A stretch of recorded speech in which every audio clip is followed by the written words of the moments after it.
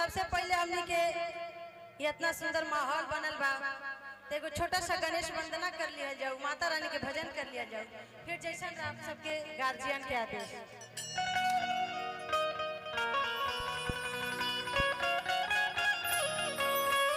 कहे के बाद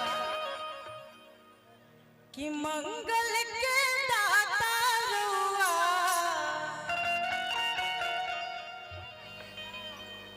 बिगड़ी बनाई जी।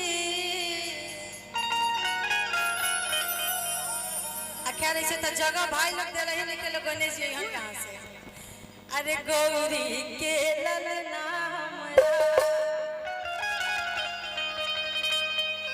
अंगना में आई जी, गौरी के ललना। कैसे कहे के बाद हमार फोन देता रहो, दोनों फोन हमारे फोन रख अपन किन के दिया। कहे के बाद कि मंगल के दाता रहुआ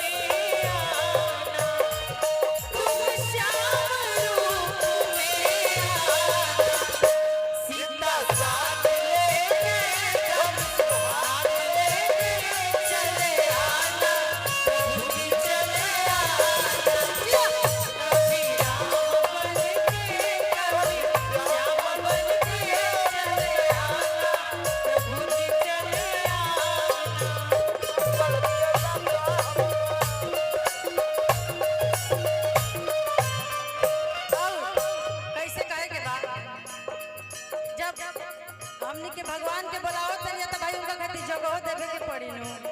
एजा टोटो के जगह नहीं मिलत, भगवान जी कहां से है।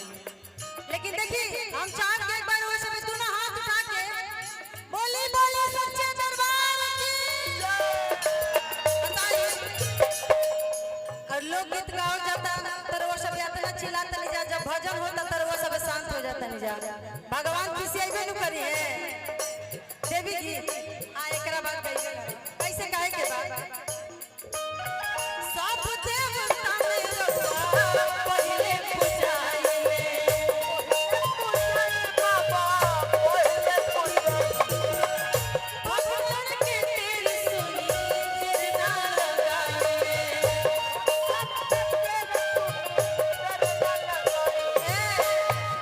कि सब देवता में पहले रहुए पूजाई है। काहे इनका के पूजन जरा जानता नहीं।